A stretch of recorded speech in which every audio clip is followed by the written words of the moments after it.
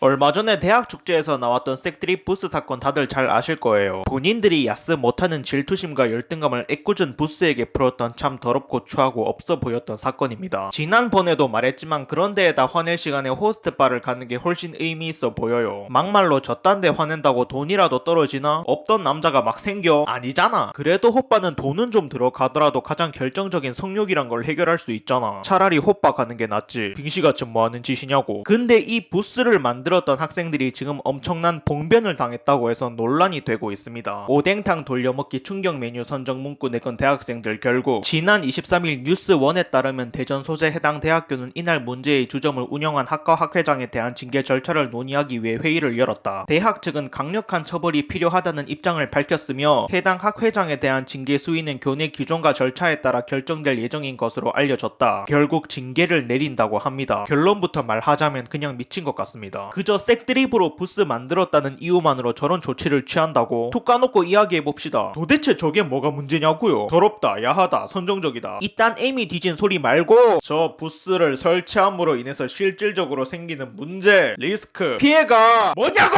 적어도 징계를 내릴 거면 타당한 근거와 논리가 있어야 하는 거 아닌가? 이와 관련해 해당 상황을 모두 지켜본 학생 A씨는 논란을 일으킨 학생들의 잘못을 인정하면서도 축제를 주최한 학교나 총학생회의 관리 소홀에 대한 책임을 지적하기도 했다. 이어 축제 첫날인 지난 21일 총학생회에서도 주류 판매 단속을 위해 수시로 다녔지만 한 번도 문제 제기한 적이 없다며 그날 정상적으로 영업을 마치고 나서 이제야 공론화가 되니까 자기들은 빠지고 해당 학생들만 처벌하려 한다며 억울함을 호소했다. 왜 문제 제기를 안 했냐고. 문제가 없으니까 문제 제기를 안 했겠지. 저 부스가 더럽고 저급하다고 생각할 수 있는 건 오케이. 사람마다 생각이 다를 순 있으니까. 하지만 그거 하나만으로 저 부스를 못하게 막아야 할 만큼 문제가 크냐? 그건 아니라고. 남에게 피해 준 게 아니니까. 정말로 다른 사람들에게 큰 피해가 갔을 정도면, 그러니까 정상적으로 축제를 진행할 수 없을 정도로 소음을 일으킨다거나 했으면 아무 말도 안 합니다. 근데 아니잖아. 아무 문제 없이 축제 잘했잖아. 아니라고. 충분히 문제 있었고 합당한 조치라고. 그럼 저 부스로 인해서 실질적인 피해를 입은 사람을 말해봐. 그러니까 정신적, 신체적, 재산적 피해를 입은 사람 단 한 명이라도 말해보라고!